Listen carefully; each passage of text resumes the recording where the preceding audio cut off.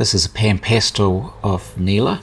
I've called the painting Finding Neela, as I was trying to discover something about her and see whether in fact I was going to be able to paint her. I learnt a little bit about myself in the process. So I'm going to watch myself on my monitor do the painting, and I'll tell you a little bit about the materials I used, a little bit about Neela and what I discovered. So I'm using Pan Pastels. I love Pan Pastels. They're very easy to paint with. You get a very painterly effect in the marks you make. Lovely to blend the colours together. And I won't put up all the colours that I used. I had probably about 20 colours I used in the painting. But there's some primary ones, the turquoise, permanent red, and for the tint I always use the iron oxide tint. It just seems to work better than the permanent red tint. But really, effectively I'm working with a limited palette. Most pastelists have got huge range of pastels that they use in their paintings. In fact, it can become a very expensive hobby as you want to get a shade of every single colour. You don't get that with pan pastels. You learn to blend them as dry pigment on the page, and I'm using pastel matte paper. Her eyebrows and eyelashes, hair, that's a black gouache. One thing about pastel, it can be quite hard to find something that's dark, really dark, so I use that as an underpainting. And I will use pastel pencils for details like lips, eyes, ears. This particular ear, I had about 4 goes at it, maybe 5 even.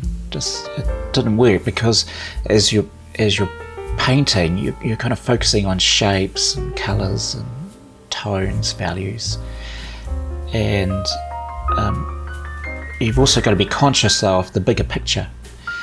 And I was always conscious of the fact that her hair was going to come over the ear, and pastel on pastel can sometimes not always work the way that I want it to. Anyway, it was great to sort of get that ear done and then straight back into the pan pastels. You get a lot of energy in the movement of using pan pastels. It's a beautiful way to paint using those micro sponges. So Neela, I've known Neela for 3 or 4 years now. I met her on LinkedIn back during the pandemic when, like many people, just going to LinkedIn for some networking opportunities, and we were all locked down, so I needed to talk to someone. And I came across Neela. She's an interesting juxtaposition of a person. So she's from Trinidad, but often hides her accent in America. So she moved to America, went to New York, and has established herself in the corporate world as a chief operating officer, so in the executive suite. And this particular photo that I'm working from as my point of reference was one for a corporate shoot, so for a LinkedIn profile, which she's since abandoned. Not the LinkedIn profile, just the photo she used for it. Anyway, I thought she wrote a very good, I read her content on her articles on Substack, and it was a really telling one that she did recently, and if I'd read it before I started this painting, I think I would have done a very different background. I'm pleased with the background that I ended up, lots of energy and almost explosiveness coming off Neela. But I would have done a very different background. And the article on Substack, I can't tell you what she posts her content under because I'm not that type of channel, but we'll pronounce it as Workman's Hit. There we go. You can work it out. This post was called Why Carnival Will Break You and Make You Whole. And because she's from Trinidad, she's used to having grown up with the carnival that they have there, and she was reminiscing about going to carnival. And I'll scroll through it. She says, my grandma used to tell me, truth wears many faces, but lies always wear the same one.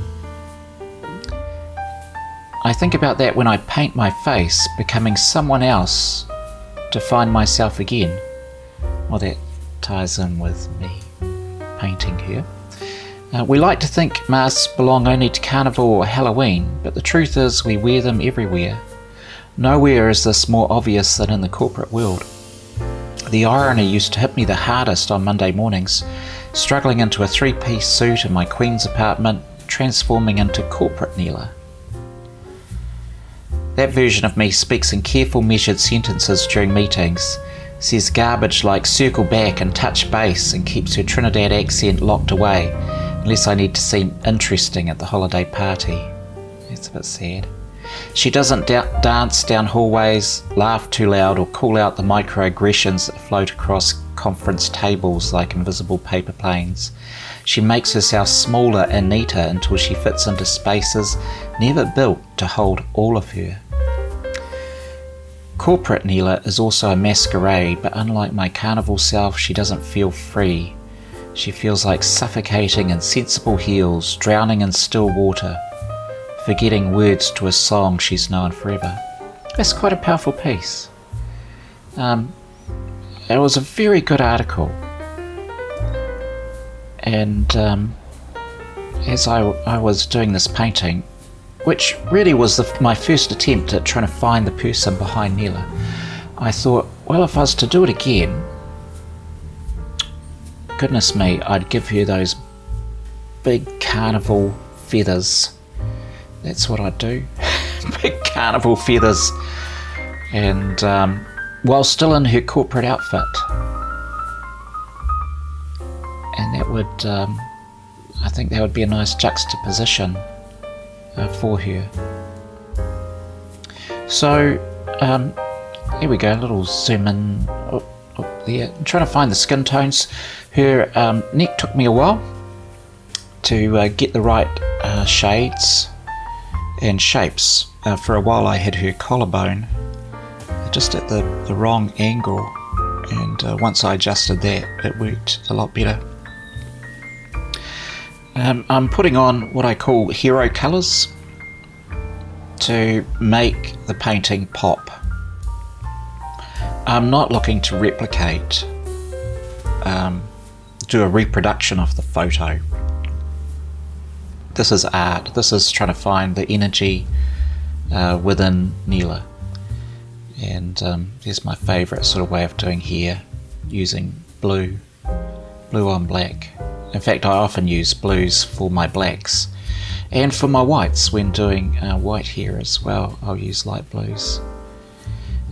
Those eyes, what I learnt while I was doing this, I streamed all this live and learnt that my big head gets in the way when I'm doing details, and I really need to change my camera angle. So that was a bit disappointing, watching some of the playbacks and going, oh, the back of my head is what's in the shot, and I would have preferred to see more of what I was painting than the back of my head. So technically I learned a bit about this painting. I used a lot of green yellow in the skin as well, bright yellow green, a dark shade off it, and Hansa yellow, which has also got a yellow green, and that worked really well in her forehead and around her neck. I hope that I got her eyes right. The eyes are the most important part of the painting, and this time I did the eyes last, really. Normally I do them first and build the painting around it, but it was quite interesting to do them last. Anyway, this is Neela. I hope you've learned a bit about her, and enjoyed seeing Pan Pastels come to life. Thanks for watching.